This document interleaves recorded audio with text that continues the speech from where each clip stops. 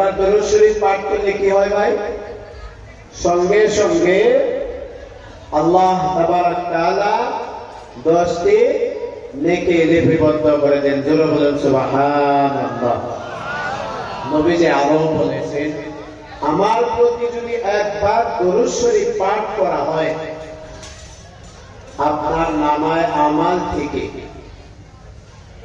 জীবনের জন্য, চিরকালের জন্য 10টি করে আল্লাহ গুনাহ মোচন করে দিবেন। জোরে বলুন সুবহানাল্লাহ।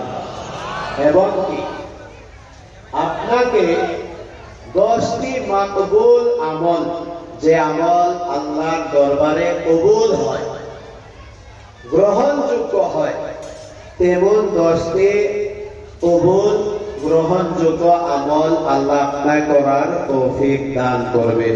একটু জোরে বলুন সুবহানাল্লাহ।